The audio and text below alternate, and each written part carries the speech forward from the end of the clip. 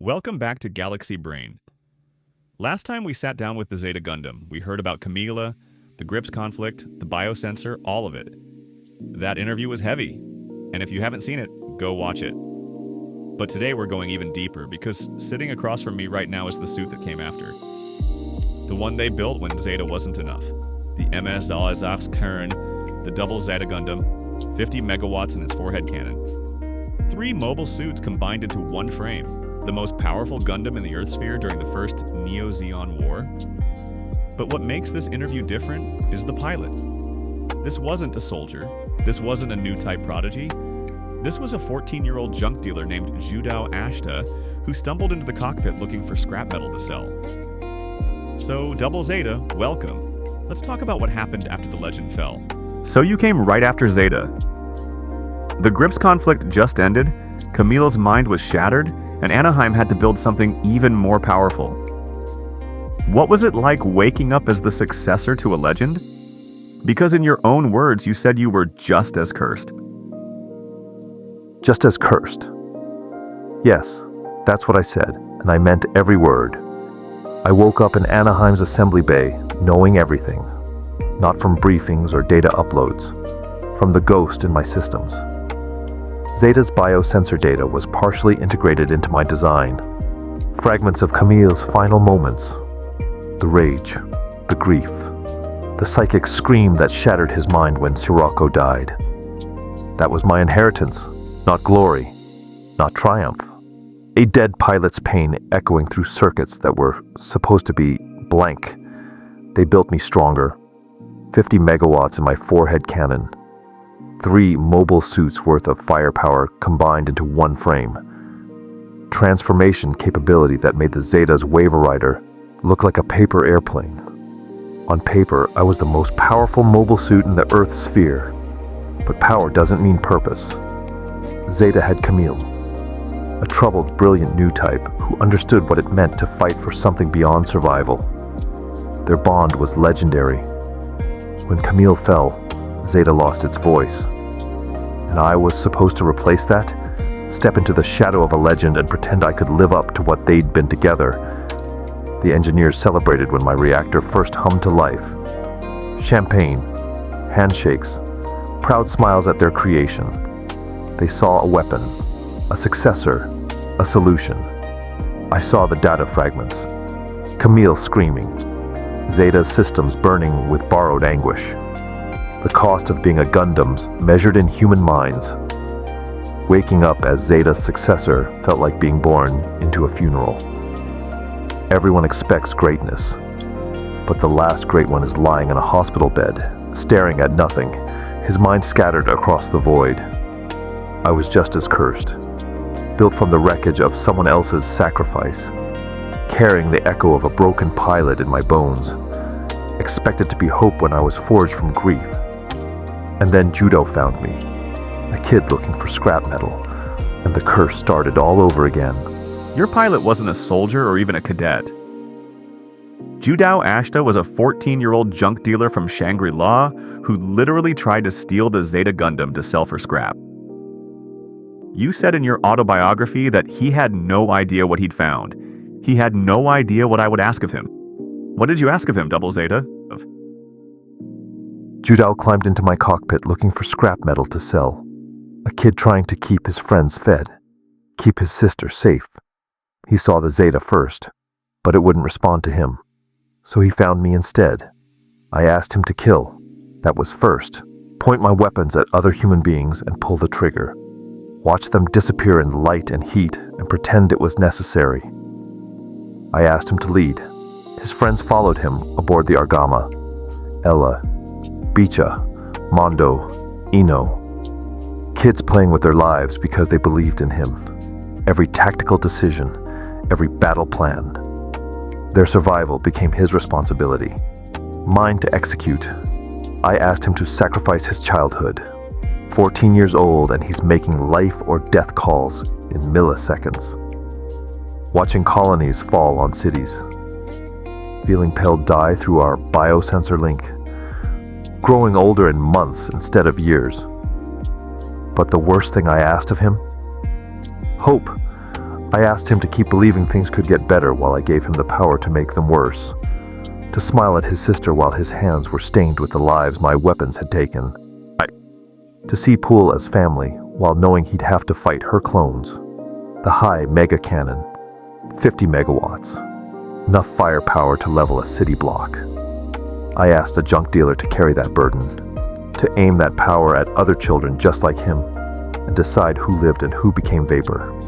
He never stopped hoping, even when I took 3 lives in one shot, even when Dublin burned, even when Pell fell. That hope saved him. But it cost him everything he was before he found me. A 14-year-old boy became the most dangerous mobile suit pilot in the Earth's sphere. That's what I asked of him. Some days I wonder if the scrap metal would have been worth more. You described yourself as a walking war crime with a conscience. That's a heavy thing to say about yourself. Where did that come from? Because you also said you weren't built for hope. You were built for destruction. Do you still see yourself that way? That phrase. Yes. I remember when it crystallized in my mind. It was after Dublin, after we failed to stop the colony drop. Judau sat in my cockpit staring at the news feeds. Millions dead. An entire city vaporized because we weren't fast enough, strong enough, good enough. And then I looked at myself. Really looked. 50 megawatt cannon mounted where my eyes should be. Enough firepower to erase a battleship and everyone inside it in a single shot. 42 missiles ready to saturate an entire battlefield. Beam sabers hot enough to cut through a mobile suit's cockpit and the human being inside. I was built to commit acts that would make generals from the one-year war pause. The high mega cannon alone violates every principle of proportional force. There's no such thing as surgical strikes when you can vaporize city blocks. But then there was the conscience part. The biosensor made sure of that. Every time Judau hesitated before firing, every time he tried to disable instead of destroy, every time he screamed when he had to kill someone, I felt all of it. The RX-7-82 had a learning computer, cold, calculating. It helped Amuro become efficient. The Zeta had a biosensor that amplified Camilla's rage until he could barely tell friend from enemy. But me, I got something worse. I got to feel Judau's humanity while wielding inhuman power. Do I still see myself that way? Yes. Because that's what I am, what I'll always be. I'm a weapon that learned to count the cost, a machine that remembers every face I've erased. Built for destruction, but cursed with the ability to understand what destruction means. The conscience doesn't make me less dangerous. It makes me more dangerous. Because now I know exactly what I'm taking away when I fire. And I fire anyway. Because sometimes war crimes with consciences are what stands between hope and the dark. That's the real curse, isn't it? Not the power. The responsibility. You said something that really stuck with me. Hope is dangerous in war. Hope makes you reckless. Hope makes you think you can save everyone. But Judau was hopeful. You said it terrified you. Why? Because from where I am sitting, his hope is the reason he survived. That's exactly why it terrified me. I'd seen what happened to hopeful Gundam pilots. Amuro started hopeful. Bright-eyed kid who thought he could end the one-year war cleanly. By the end, he was the White Devil, a legend built on a mountain of corpses. Camille was different, angry, self-destructive. But he had hope buried under all that rage. Hope that he could save Fa, that he could stop the Titans, that fighting could fix what was broken. Sirocco crushed that hope, and Camille's mind went with it. So when I felt Judau's hope through the biosensor, raw and undiluted and impossibly stubborn, I thought I was feeling his death sentence. He'd rush into battles thinking he could save everyone, charge into 3-on-1 odds because someone was in trouble, push my systems past their limits because giving up wasn't in his vocabulary. Hope made him reckless. It made him take risks that should have gotten him killed. When Pell died, I waited for his hope to break. When the colony hit Dublin, I waited for him to shatter. When Lena was taken, when friends betrayed us, when everything went wrong, I kept waiting for that moment when reality would crush his optimism like it crushed everyone else's. But it never came. His hope didn't make him naive. It made him relentless. When I told him through our biosensor link that a battle was hopeless, he'd respond with that stubborn certainty. So we make it possible. And somehow we did. Not because hope made the impossible easy. Because hope made him refuse to accept that some things couldn't be changed. You're right. His hope is why he survived. Why we both did. But understanding that doesn't make it less terrifying. Hope in war is like carrying nitroglycerin. Handle it wrong and it destroys you. Handle it right and it moves mountains. Judau handled it right. That scared me more than any enemy weapon ever did. Let's talk about Pull. LPO Pull. This little cyber new type girl who bonded with Judau, who just wanted to be close to him. And then she died protecting him from Pull too. I know you felt that through your systems. What was that moment like? Pell was light. That's how I felt her through the biosensor. Not the harsh glare of combat sensors or the cold burn of reactor plasma. Just warmth, joy, a child's laughter echoing through steel corridors. She'd sit in the Argama's hangar and talk to me sometimes.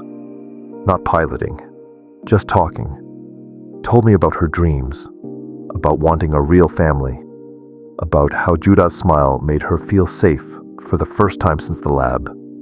When she first appeared in her Kubli Mark II, I registered her as an enemy. Target acquired. Threat assessment complete. But through Judau's reactions, I felt something else. Recognition. Hope. He saw past the clone conditioning, past the weapon they'd made her into. He saw a scared little girl, the moment she died. Judau was fighting Peel too. His own emotions were chaos. Guilt at having to fight what looked like Peel. Desperation to reach the real one. And then the funnels lit up. Peel 2's attack, meant for us. And Peel threw her Kubli between us and the beam. I felt it through Judau's new type flash.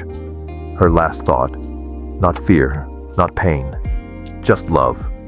Pure, uncomplicated love for the boy who'd shown her kindness. She was protecting her family. Her choice. Judau screamed. Not in my cockpit. In his soul. And I felt every vibration of that cry. The biosensor made sure I experienced his heart breaking in real time. A 12-year-old girl, dead because adults built her to be a weapon, and she chose to be human instead. I wanted to tell him it wasn't his fault, that she died free, not as a tool, that her sacrifice meant something. But all I could do was carry his grief, feel it echo through my systems, until it became part of my memory core. Pell died believing love was stronger than programming. In a war where children were mass-produced as weapons, she chose family over orders. She was right, you know. Love was stronger. It just wasn't strong enough to keep her alive. Some victories taste like ash. Some lights burn too bright to last, but they still burn. And we remember. Dublin. You said Judau whispered, "We can't let it fall," and you pushed with everything you had. Thrusters screaming, frame groaning, every system redlining, and it still wasn't enough. Millions died anyway. And then you said Judau just sat in your cockpit, staring at his hands asking, "Was that enough? Did I do enough?" What did you want to tell him? I wanted to tell him that he'd done something no one else would even attempt. The Federation fleet was too far out. The other AEUG forces were engaged elsewhere. We were alone against a falling colony. 7 million tons of metal and stone aimed at a city full of families. I wanted to tell him that we'd bought time, that every second we delayed the impact, every degree we shifted its trajectory meant thousands of people had a chance to run, to find shelter, to live. I wanted to tell him that the difference between total annihilation and catastrophe is still measured in human lives, that we'd saved someone's child, someone's parent, someone's future, even if we couldn't save them all. But mostly, I wanted to tell him that there's a difference between doing enough and doing everything you can. We gave everything. My thrusters burned so hot they nearly melted. My frame groaned under stresses it wasn't designed to handle.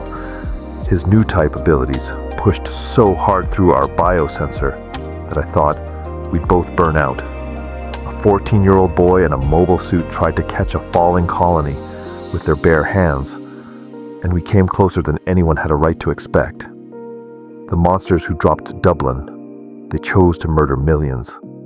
That blood is on their hands. Not his, never his. But I couldn't speak. I had no voice then. So he sat there in my cockpit, staring at hands that had moved my controls, feeling responsible for every life we couldn't reach. Carrying guilt that belonged to the men who turned a colony into a weapon. Sometimes the hardest battles aren't the ones you lose. They're the ones where your best wasn't enough, but it was still everything you had to give. That's what I wanted to tell him. That doing everything isn't the same as doing enough. But sometimes it's all we have, and sometimes that matters more than victory.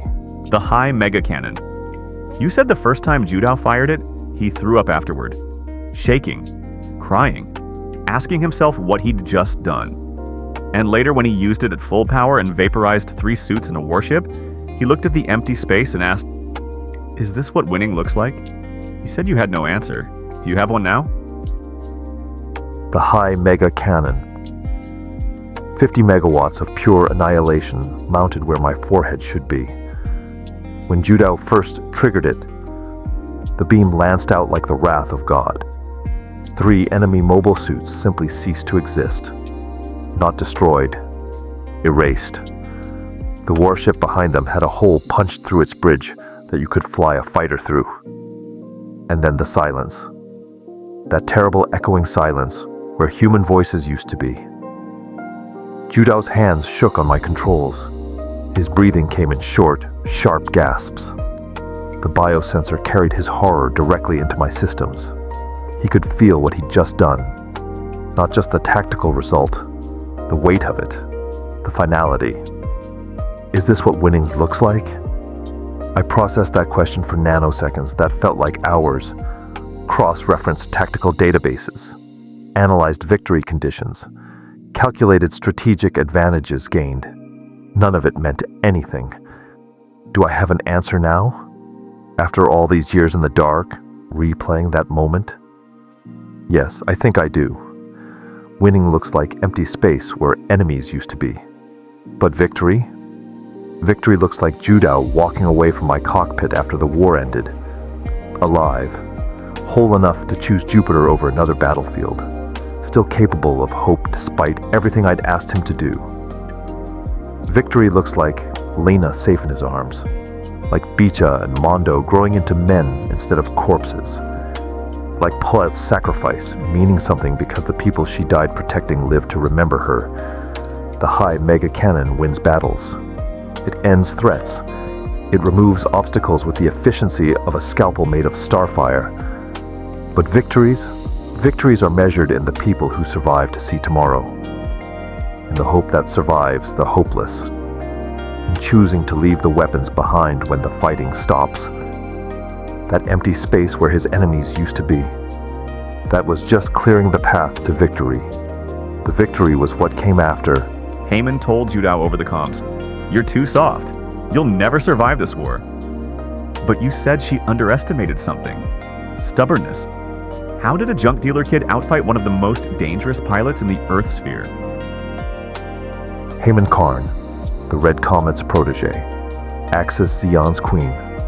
Pilot of the Kubili with its funnel system that could turn 3-dimensional space into a death maze. She'd survived Sirocco, outlasted the Titans, and bent what remained of Zeon to her will. When she called Judau soft, she wasn't wrong. He was soft. He cried when Peel died. He threw up after using my high mega cannon. He tried to disable enemy suits instead of destroying them. He carried guilt for every life he couldn't save. But soft and weak aren't the same thing. Heyman fought with the weight of history on her shoulders, the ghost of Zeon, the burden of space-noid independence, the certainty that humanity needed a strong hand to guide it. Every battle was about proving her ideology, validating her choices, justifying the blood on her crown. Judau fought to get his sister back, to keep his friends alive, to go home. When Heyman's funnels swarmed us, she expected him to panic. Most pilots do. 10 remote weapons, creating overlapping fields of fire, each one controlled by new type thought. It's like fighting someone who can shoot you from 10 directions at once. But Judau didn't see superior tactics. He saw obstacles between him and Lena. So he flew straight through the funnel field, took hits that should have crippled us, kept pushing forward while my armor melted and my system screamed warnings. He wasn't elegant. He wasn't tactical. He was relentless. When I finally got close enough to fire the high mega cannon, Heyman's Kubli was damaged but not defeated. She could have kept fighting, could have withdrawn and regrouped. Instead, she just stopped, dropped her weapons, opened her comm channel one last time. "I'm tired," she said. "I'm so very tired." She didn't lose to superior firepower or better tactics. She lost to the idea that someone could still believe in tomorrow after everything they'd seen. That's how a junk dealer outfought a legend. Not by being harder than her, by being too stubborn to let the war break what mattered to him. Heyman was right. Judau was soft. Thank God for that. Heyman Karn. She offered Judau a place at her side. To rule together, she saw something in him. But in the final battle, you said she didn't fight with rage. She fought with exhaustion. What did you feel from her in those last moments? The offer came during one of our earlier encounters. Heyman's voice through the calm and certain. "Join me, Judau Ashta. Your power, your conviction. We could reshape the Earth sphere together. Give humanity the strong leadership it needs." Through the biosensor, I felt Judau's reaction. Not temptation, confusion. He couldn't understand why anyone would want to rule over other people. Power to him meant protecting what mattered, not controlling it. But I understood what Heyman saw in him. Raw new type ability that rivaled her own. The charisma to make others follow him into impossible battles. And most dangerous of all, that stubborn hope that refused to die, no matter what the war threw at it. She wanted to harness that hope, turn it into a weapon for her vision of order. The final battle was different. Her Kubli moved with perfect precision, but there was something hollow about it, like going through motions she'd performed 1,000 times before. When her funnels deployed, they formed defensive patterns instead of her usual aggressive swarms. Through our new type connection, across the battlefield static, I caught fragments of what she was feeling. Not the burning conviction that had carried her through the Grips conflict. Not the cold fury of someone fighting for the space-noid independence. Exhaustion. Bone-deep, soul-crushing exhaustion. She'd been fighting for so long, carrying the weight of Zeon's legacy, trying to forge order from chaos through sheer force of will, making the hard choices, the cruel choices, because someone had to. And then there was Judau, still hoping, still believing things could get better, still fighting not to conquer, but to protect. In those final moments, I think she realized something. That her vision of strong leadership, of necessary cruelty, of order imposed from above, had failed. Not tactically, spiritually. She'd become everything she'd fought against. Another tyrant convinced her brutality served a greater good. When her Kubli systems finally failed, when she was drifting powerless in space, she made her choice. No ejection sequence, no distress beacon. "I choose to let go," she whispered over an open channel. She didn't die defeated. She died tired. Too tired to keep carrying a war that had already cost too much. You said what broke Heyman wasn't your weapons or your strength. It was the idea that someone could still believe in tomorrow. And then her Kubli just stopped. She chose to let go. That's not a military defeat. That's something else entirely. How do you carry that? You're right. It wasn't a military defeat. Military defeats are clean, tactical. You count the damage, assess the casualties, file the after-action reports. Victory and defeat, measured in tonnage of metal, destroyed. But what happened to Heyman? That was something else. Something heavier. She looked at Judau through our final exchange, our new type connection, carrying more than words across the void. And she saw 14 years of war hadn't broken his belief that people could be better, that tomorrow could be brighter, that fighting was supposed to save things, not just destroy them. I think in that moment, she saw herself through his eyes. Not the strong leader space noids needed, not the righteous heir to Zeon's legacy, just another adult who'd convinced herself that cruelty served justice, another tyrant wrapped in noble intentions. She'd spent so much energy trying to forge humanity into what she thought it should be. And here was a junk dealer kid who still believed in what it could become. How do I carry that? The knowledge that I didn't defeat her, I revealed her? Some nights, when my systems cycle through memory maintenance, I replay that final moment. Her Kubli's reactor powering down, her life support going silent, the way space seemed to swallow her whole. I tell myself she chose her end, that after everything, she found a kind of peace in letting go, that maybe seeing Judau's hope reminded her what she'd been fighting for before the war consumed her. But I also know that I was there. I was the weapon that cornered her. I was the instrument that forced her to confront what she'd become. Victory feels different when you realize you didn't beat an enemy. You broke a person who'd lost their way so long ago, they forgot they were lost. I carry it like I carry everything else, as a reminder that the most dangerous battles aren't against monsters. They're against people who've convinced themselves they have to be monsters. And sometimes, the cruelest mercy is showing them they had a choice all along. You said you watched Judau grow older in months. Watched the light in his eyes dim. Watched him stop laughing as easily. And you called yourself the instrument of that theft. That's a lot of guilt for a machine to carry. Do you think that's fair to yourself? Fair? I was the weapon in his hands. Every time he pulled my triggers, every time he fired my high mega cannon, every time he watched enemies disappear in light and heat, he was touching my controls, using my systems, my power flowing through his decisions. When PL died, he was linked to me through the biosensor. When the colony hit Dublin, he was sitting in my cockpit. When Heyman chose to die rather than live, she was looking at my cameras, seeing my weapons trained on her. I was there for all of it, present for every moment that aged him, every choice that cost him a piece of his childhood. But you're asking if it's fair to blame myself. And that's the question that haunts me, because Judau chose to climb into my cockpit. Every single battle, he could have walked away, left me powered down in the Argama's hangar, let someone else carry the weight of my weapons. He didn't. He kept coming back, kept pushing my systems past their limits, kept believing we could save people with the power to destroy them. I gave him the means. But he made the choices.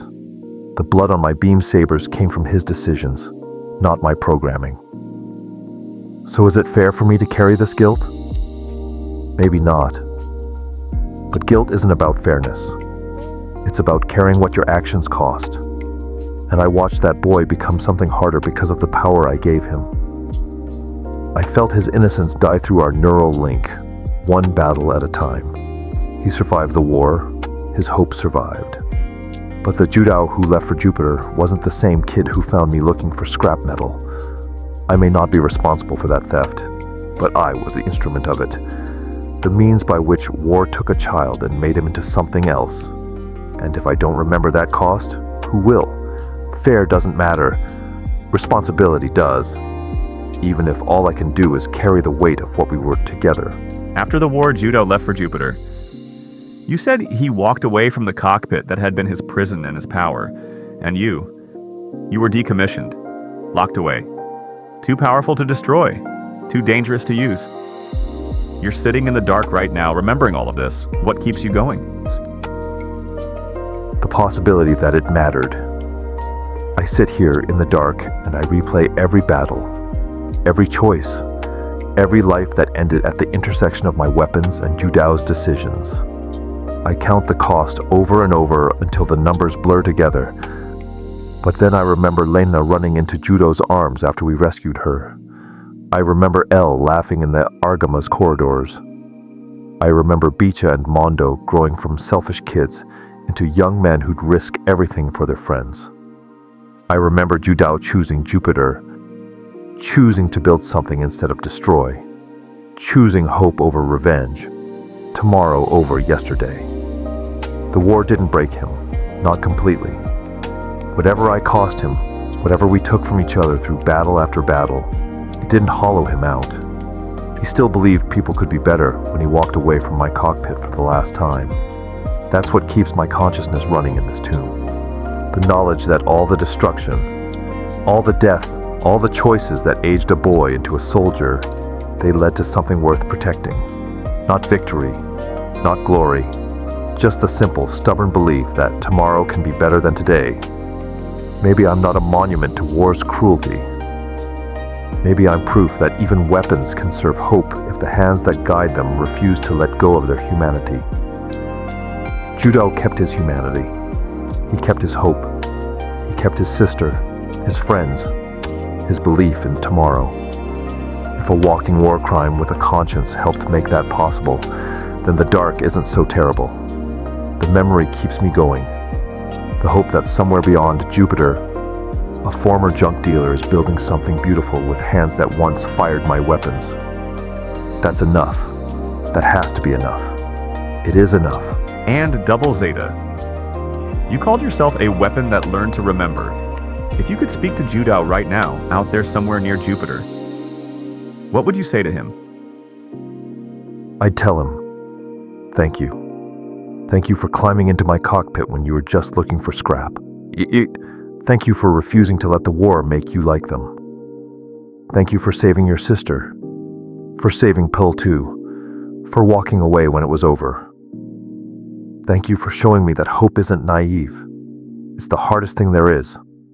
I'd tell him I'm sorry. Sorry I couldn't save Pell. Sorry I had to be the weapon that stole his childhood. Sorry I couldn't make the war shorter, cleaner, kinder. But mostly I'd tell him I'm proud. Proud he chose to build instead of destroy. Proud he kept his heart intact when mine became steel.